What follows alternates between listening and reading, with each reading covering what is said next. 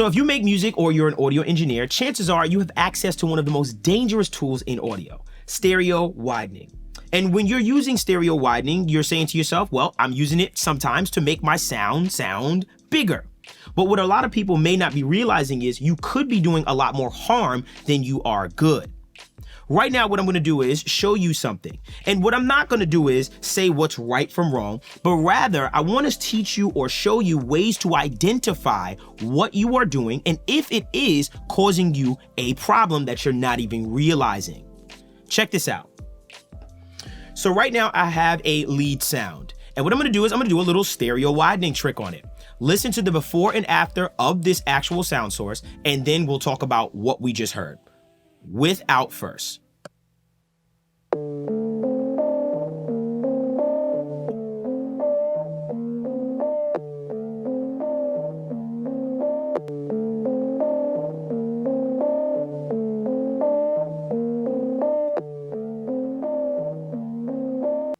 So what did we hear? It got huge. When I added this stereo widening trick to the entire sound source, it felt larger. I loved it. It was pleasing. It opened up on my speakers and it sounded awesome. Now, what problem did we just create? I'm gonna show you something. So let's go back in here, and this time around what we're gonna do is, let's play this in mono.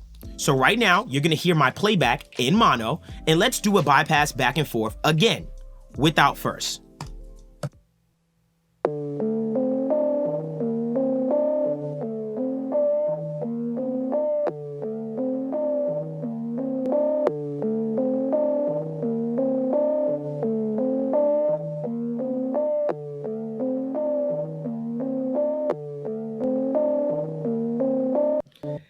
Same technique, just a different listening perspective. And what did we hear? When we had the stereo widening trick on, we lost so much. We lost frequency content. We lost fidelity. We lost the clarity of the sound. We lost all of this, but it sounded good in my ears on this in stereo. Where are you losing this battle when you add this much stereo widening or width to your actual sound source? You're losing the battle on things like this. Small speakers that are probably mono or have a single speaker that all your sound is coming off of. In clubs, for instance, a lot of that playback is in mono. What you need to be very careful with when you're actually adding stereo width is mono capability.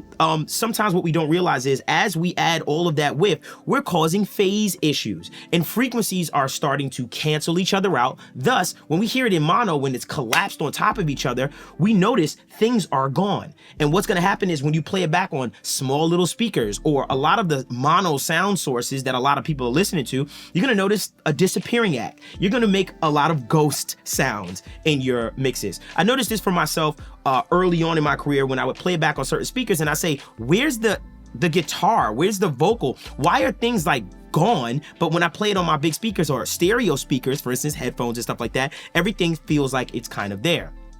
It causes a lot of damage. It can. And I don't want to say that this is wrong or right, because there's a lot of producers that, for instance, do a lot of stereo widening, but still add a little bit of a mono layer up in the middle to still give that feeling of not losing so much when they go down to mono. I'm going to show you a few ways to identify when you have this in your mix, and if you want or decide to correct it or say, I like the way it sounds. It is up to you, this is your taste. But I think it's a good idea just to at least know what's happening to your sound source and what could be a problem potentially down the line if you just are aware of it. Okay, so let's learn how to identify when you have phase, I don't want to say issues, but when there are phase things happening in your actual sound source. So of course, what I did here was I actually played the mix back in mono. So I'm gonna put it back in stereo. And as you heard it in stereo, you said to yourself, or you felt like it felt huge. So what I'm gonna do is this. Let's put the stereo widening trick back on, and let's see if there's another way to identify this quote unquote issue that we're hearing. I'm gonna open up this little plugin, my Insight 2, which I love to death, and I'm gonna look at this phase meter. Basically, I want you to take a look at this +1 and -1. Check it out, and this is with our effect on.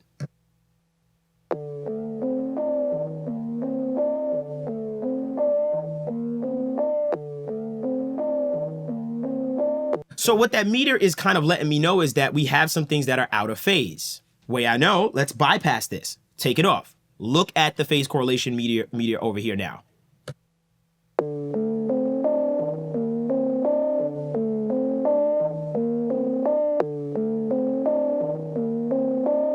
It's hanging out at that +1 side, which I know deep down in my head, oh, this is going to sound fine in mono. When I bring it down to mono, I'm not going to feel this huge volume loss or probably that loss of frequencies and cancellation that I was getting when I had the effect on. Now, granted, I don't want you to use that meter as the Bible and say it is, because sometimes there's another way to look at that meter and things be out of phase, but it seemed like it in.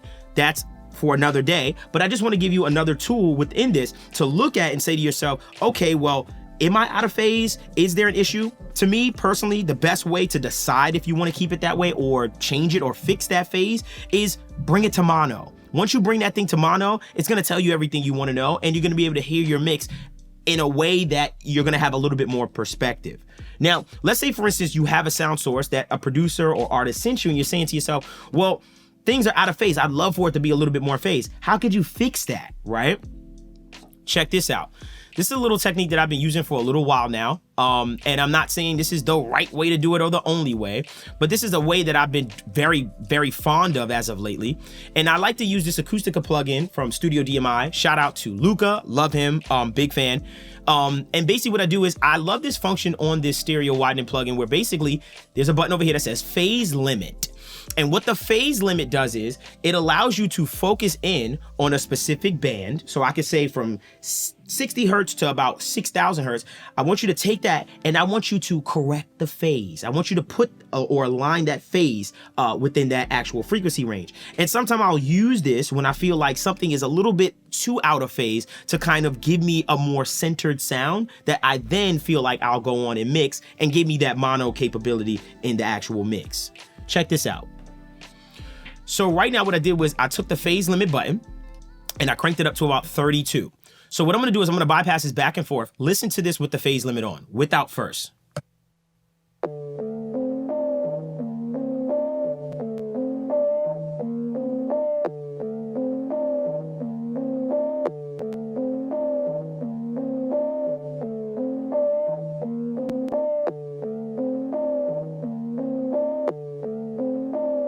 So now with that even being said, let's take a look at the Insight plugin and see what it has on our meters as far as that phase is concerned. Check this out. So let's do a before and after. So without first, and then let's check out the phase meter.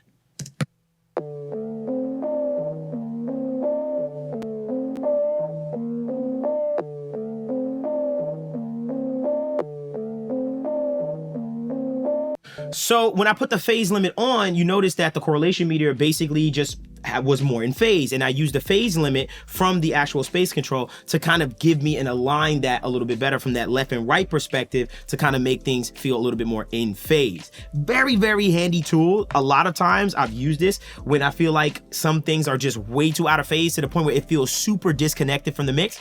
Take that phase limit, kind of just align that phase to tighten it up, and then it feels like it actually belongs in the mix. Granted, once again, I'm not saying it's the right or wrong way to do it, but all I'm trying to do is, hey, give you some identity or let you be able to identify when you're doing certain moves in your mix so that when you're actually trying to understand or when you get to a certain phase and you're like, wait, why don't I hear anything on this? This is probably one of the reasons why it could be a reason why. Be very careful when you're using stereo widening. Another technique you use, obviously, is adding that mono copy of that signal and throwing it up the middle. Also, that can be very advanced. Be careful with that as well. But at the very least, you can actually have a few techniques that I've shown you here to kind of identify when you're running into phase or anything that's out of phase or in phase. So, I hope that was helpful. Please make sure you comment, like, and subscribe. Also, make sure you follow us at Help Me Devon. And please become a paid member of our actual channel where you get exclusive episodes from the My Audio Nerds, exclusive content of me mixing and mastering videos from start to finish, as well as a bunch of other things. Make sure you're also checking out that My Audio Nerds podcast every single Wednesday on this channel. I hope you guys enjoyed that. Until next time, you guys.